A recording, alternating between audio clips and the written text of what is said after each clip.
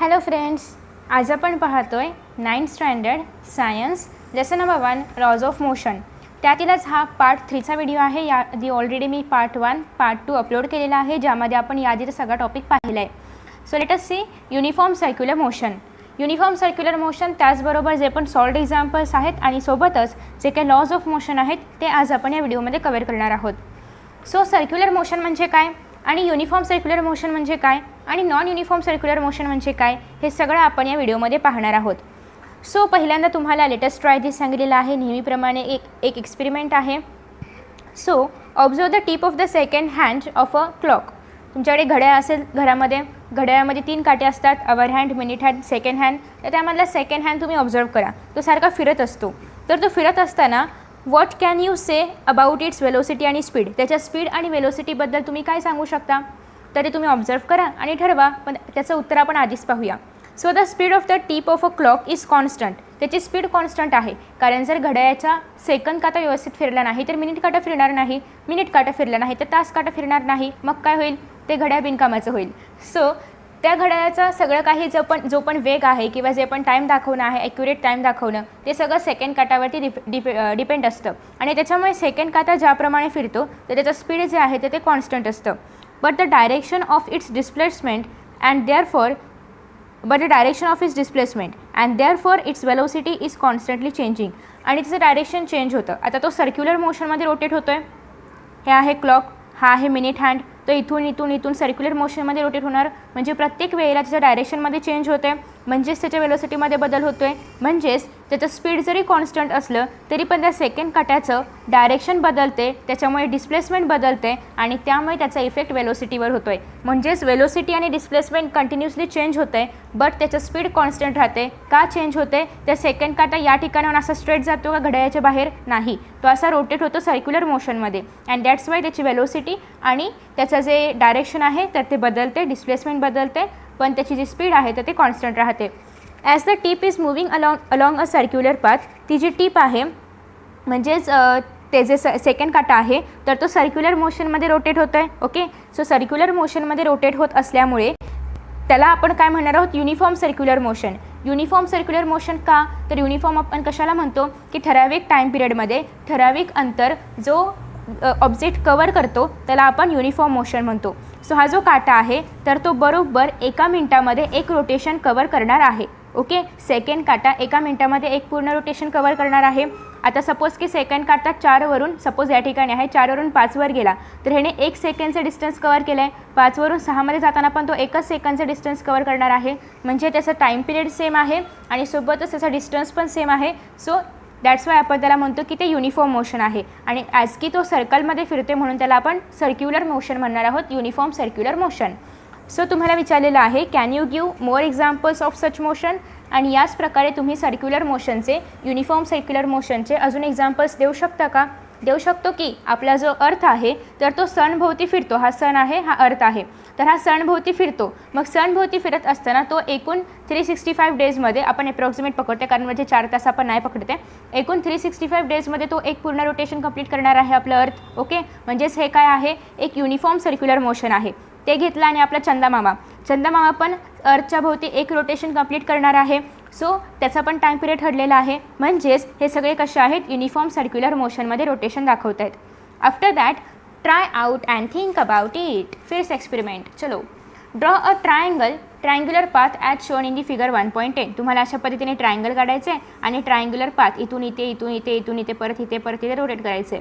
Next आहे तुम्हाला Pentagon काढायचं आहे, म्हणजेच पंचकोन काढायचा आहे, हेक्झॅगॉन काढायचं आहे आणि असे सगळे ऑक्टॅगॉन वगैरे सगळे काढायचे आहेत आणि त्याचं पाथ बघायचं आहे तुम्हाला.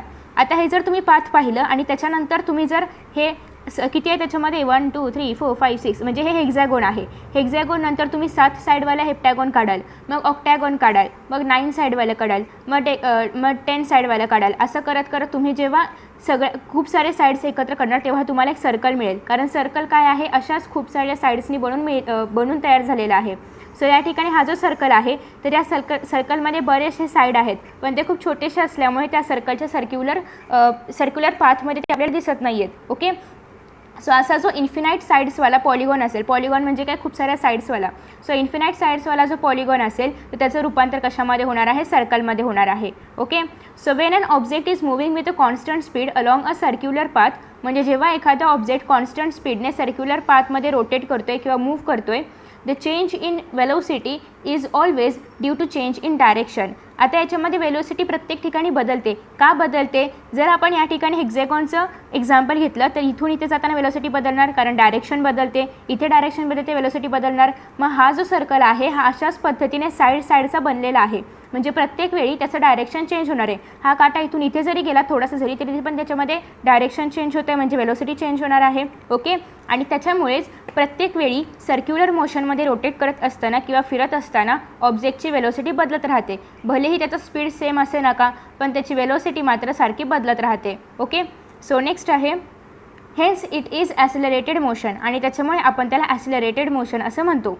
ॲसिलरेशन म्हणजे काय, ॲसिलरेटेड मोशन म्हणजे काय, पॉझिटिव्ह निगेटिव्ह ॲसिलरेशन काय असतं, हे सगळं आपण प्रिव्हियस व्हिडिओमध्ये पाहिलेलं आहे आणि आय होप की तुम्ही ते सगळे व्हिडिओज पाहिले आहेत. After that when an object moves with a constant speed along a circular path, the motion is called uniform circular motion. म्हणजेच जेव्हा एखादा ऑब्जेक्ट या सर्क्युलर पाथमध्ये रोटेट करतोय तेव्हा त्याला आपण म्हणणार आहोत की तो युनिफॉर्म सर्क्युलर मोशनमध्ये रोटेट करतोय, पण त्यावेळी त्याचा स्पीड कॉन्स्टंट असायला पाहिजे. ओके. स्पीड कॉन्स्टंट असेल तरच आपण त्याला म्हणणार की तो युनिफॉर्म सर्क्युलर मोशनमध्ये आहे, नाहीतर तो नॉन युनिफॉर्म आहे. मग एक्झाम्पल काय दिलेले आहेत ते आपण पाहूया. For example, motion of a stone in a sling or that of any point on a bicycle wheel when they are in uniform motion. Sling म्हणजे काय, गोफन. तुम्ही माहिती आहे गावाकडे वगैरे असतात तर गोफन पाहिली असेल.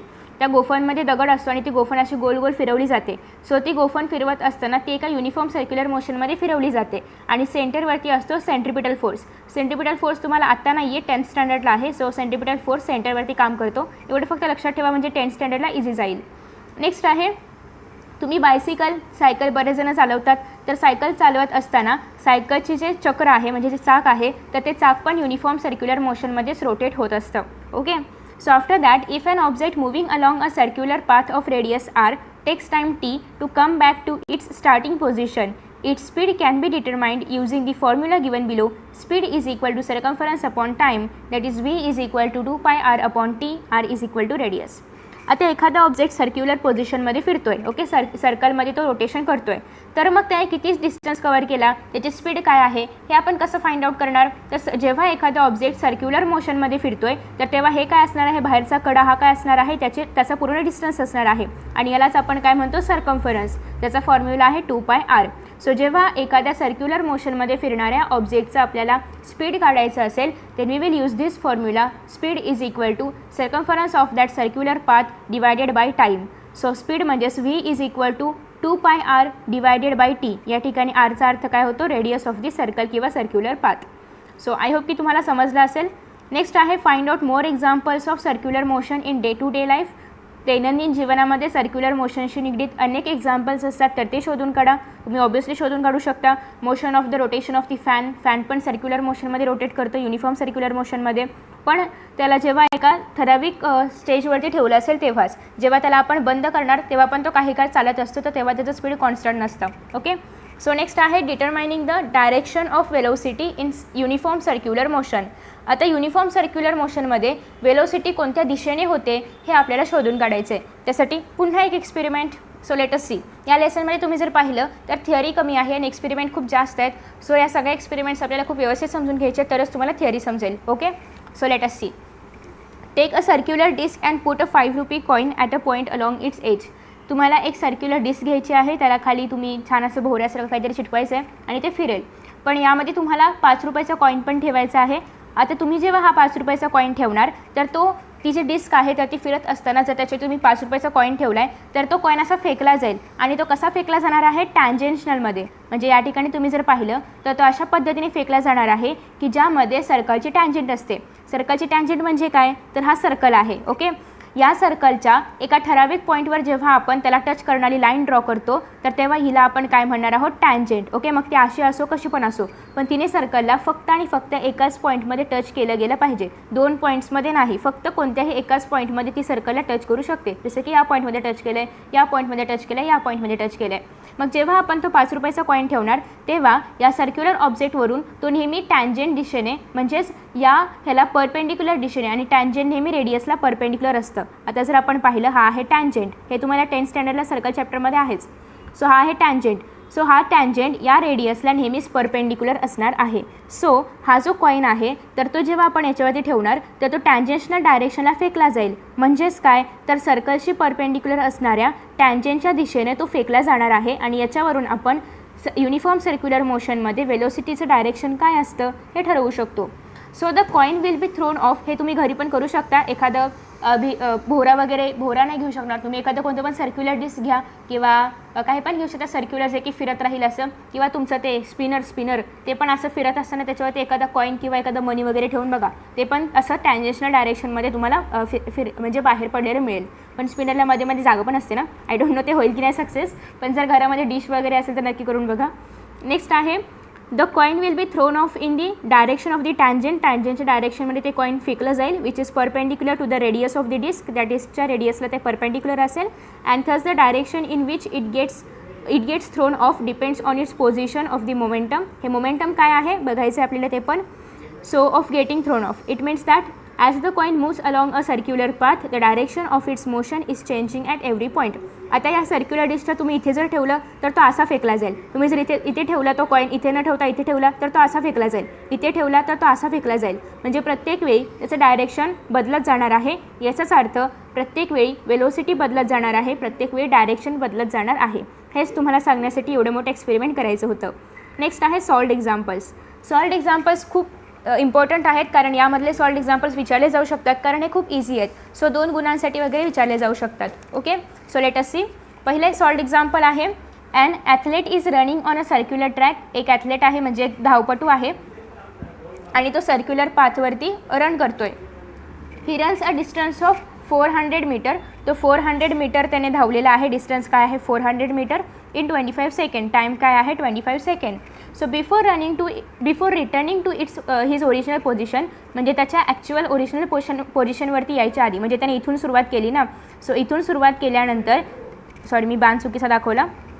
इथून सुरुवात केल्यानंतर म्हणजे तो इथून असा मागे जाणार आहे. इथून सुरुवात केल्यानंतर तो त्याच्या पुन्हा ओरिजिनल पोझिशनवरती यायच्या आधी what is it's average speed and velocity, त्याचा ॲव्हरेज स्पीड आणि वेलोसिटी काय असेल. सो त्याचा एकूण डिस्टन्स काय आहे 400 मीटर. आपल्याला स्पीडचा फॉर्म्युला माहिती आहे, डिस्टन्स अपॉन टाईम. म्हणजे तुम्हाला व्हॅल्यूज पुट करायचे आहेत. डिस्टन्स काय आहे 400, टाईम काय आहे 25 सेकंड, डिवाइड करा, मिळाला आन्सर. वेलोसिटीसाठी तुम्हाला फाइंड आउट करायचं आहे डिस्प्लेसमेंट अपॉन टाईम. आता जर तो त्याच्या स्वतःच्या ओरिजिनल पोझिशनवरती रिटर्न येतोय तर त्याची डिस्प्लेसमेंट काय असणार आहे, ऑब्व्हियसली 0. हे आपण बऱ्याचदा पाहिले की जेव्हा एखाद्या सर्क्युलर मोशनमध्ये एखादा ऑब्जेक्ट इथून जाऊन परत त्याच पॉईंटवर येतोय त्याचं डिस्प्लेसमेंट नेहमी 0 असणार आहे. सो त्याचं डिस्प्लेसमेंट नेहमी 0च राहणार आहे. भलेही टाईम 5 असो, 10 असो, 15 असो, 20 असो, आपल्याला काही घेणं देणं नाही आहे. जर डिस्प्लेसमेंट 0 असेल फायनल आन्सर पण 0 येणार. ओके, सो हे लक्षात ठेवायचं आहे की जेव्हा डिस्प्लेसमेंट आणि डिस्टन्समध्ये खूप फरक आहे. तुम्ही जर फर्स्ट लेक्चर पाहिलं असेल तर तुम्हाला हे खूप छान समजलेलं असेल की डिस्प्लेसमेंट आणि डिस्टन्समध्ये खूप मोठा फरक आहे.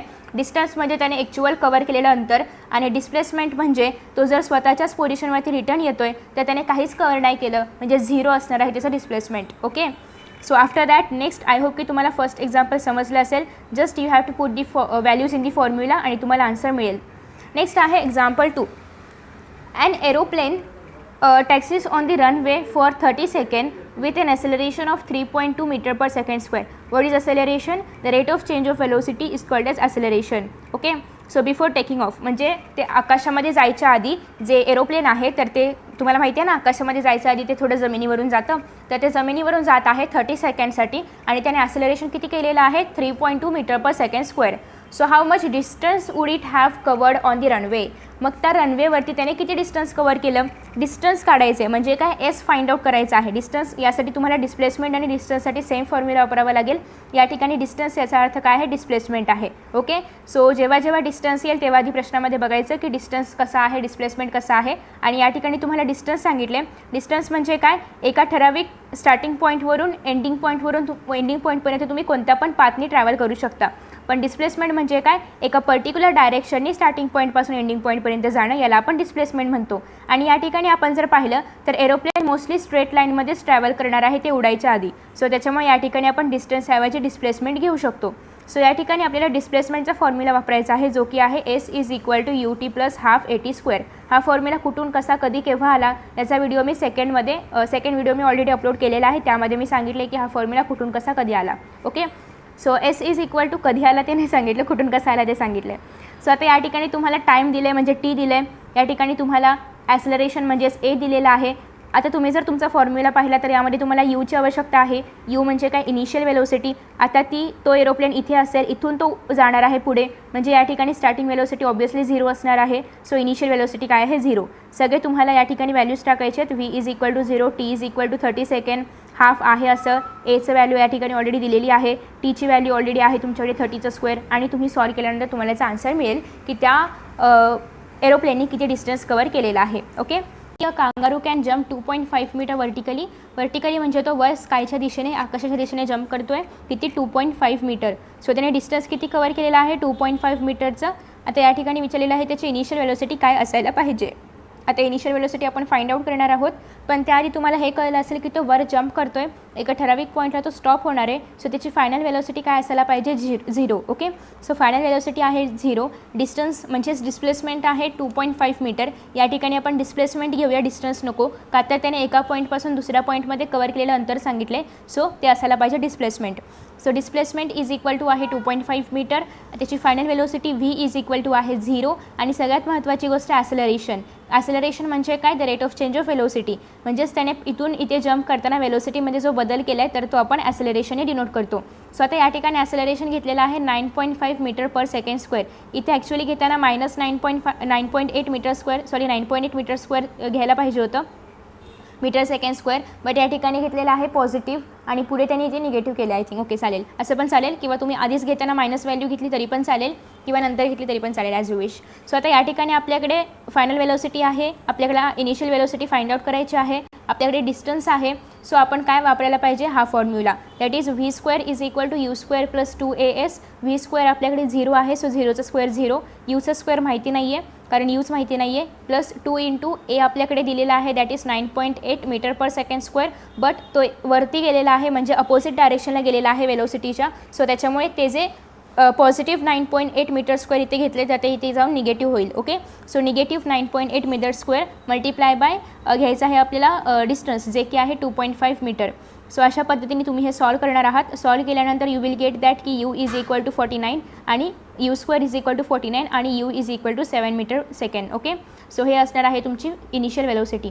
After that example number 4, a motorboat starts from rest and moves with uniform acceleration. एक मोटरबोट आहे तर ती रेस्टपासून स्टार्ट करते म्हणजे त्याची काय असणार आहे, इनिशियल वेलोसिटी 0. ओके, रेस्ट आहे आणि मग स्टार्ट होते म्हणजे इनिशियल वेलोसिटी इज 0. नेक्स्ट आहे मूव्ज विथ युनिफॉर्म ॲक्सलरेशन म्हणजे त्या मोटरबोटचं ॲक्सलरेशन युनिफॉर्म आहे. If it attains the velocity of 15 metre per second in 5 second. Time काय आहे 5 सेकंड आणि किती वेलोसिटी अटेंड केलेली आहे 15 मीटर पर सेकंड. म्हणजे ही काय झाली फायनल वेलोसिटी व्ही झालेला आहे. So we have to find out, calculate the acceleration. आपल्याला ॲक्सलरेशन फाइंड आउट करायचं आहे. त्याच्यानंतर डिस्टन्स, आपल्याला डिस्टन्स म्हणजेच एस फाइंड आउट करायचं आहे. आणि ट्रॅव्हल्ड इन दॅट टाईम, या टाईममध्ये किती डिस्टन्स आणि किती ॲक्सलरेशन झालं ते आपल्याला फाइंड आउट करायचं आहे. सो इनिशियल वेलोसिटी जसं की त्यांनी ऑलरेडी सांगितलं रेस्टमध्ये आहे म्हणजे 0 असणार आहे. त्यानंतर आफ्टर दॅट फायनल वेलोसिटी त्यांनी सांगितलेली आहे 15 metre per second. Okay, time सांगितलेला आहे. मग आता हे सगळं असणारा एक फॉर्म्युला आपल्याला वापरायचा आहे, that is A is equal to final velocity minus initial velocity divided by T. कारण आपल्याला ॲक्सलरेशन फाइंड आउट करायचं आहे त्याच्यामुळे आपण हा फॉर्म्युला वापरला आहे. हा फॉर्म्युला कुठे आहे, कसा आला, कधी आला ते मी तुम्हाला आधीच्या लेक्चर्समध्ये ऑलरेडी सांगितलेलं आहे. सो तुमच्याकडे फायनल वेलोसिटी आहे 15, इनिशियल वेलोसिटी आहे 0 कारण ती रेस्टवरती आहे. टाईम दिलेला आहे 5 सेकंड. सो हे सगळं डिवाइड करा, you will get 3 metre per second square acceleration. आता तुम्हाला ॲक्सेलरेशन मिळालं, पण त्यांनी अजून काय सांगितलं आहे, ॲक्सेलरेशनसोबत डिस्टन्स फाइंड आउट करायचा आहे. डिस्टन्सचा फॉर्म्युला काय आहे, S is equal to U T plus half G T A square. G T नाही, जी टी तुम्ही 10th स्टँडर्डला वापरणार आहात, आता सध्या ए स्क्वेअर. ओके, इथेच या ठिकाणी फक्त एच्याऐवजी जी तुम्हाला 10th स्टँडर्डला वापरायचं आहे ॲक्सेलरेशन ड्यू टू ग्रॅव्हिटेशनसाठी. बट जाऊ दे, तसा विचार आता नका करू. तर हा फॉर्म्युला आपण आता वापरणार आहोत. सो न्यूटनचं सेकंड इक्वेशन, मोशनचं second equation, that is S is equal to you T half plus U T plus half A T square. So या ठिकाणी तुम्हाला यू 0 आहे. ओके, फायनल इनिशियल वेलोसिटी 0 आहे, सो 0 घ्यायचा आहे. मल्टिप्लाय बाय 5 काय आहे, टाईम आहे, प्लस हाफ 3 काय आहे तुमचं ॲक्सेलरेशन, आत्ताच आपण फाइंड आउट केलं, आणि टी 5. ओके, सो हे सगळं सॉल्व करा, you will get the answer. So तुमचं डिस्टन्स असणार आहे 37.5 मीटर. हे तुम्ही सॉल्व तर करू शकता, ऑलरेडी सॉल्व पण करून दिले. ओके, नेक्स्ट आहे Newton's law of motion. So I think की हा व्हिडिओ थोडा मोठा झाला आहे. सो आपण न्यूटन्स लॉ ऑफ मोशन हे तिन्ही पण लॉज नेक्स्ट व्हिडिओमध्ये कवर करूयात, कारण एक लॉ या व्हिडिओमध्ये, दुसरा लॉ तिसऱ्या व्हिडिओमध्ये, असं करण्यापेक्षा ना तिन्ही पण लॉज आपण एकाच व्हिडिओमध्ये कवर करूया. ओके, सो आय थिंक की वी शुड स्टॉप नाव.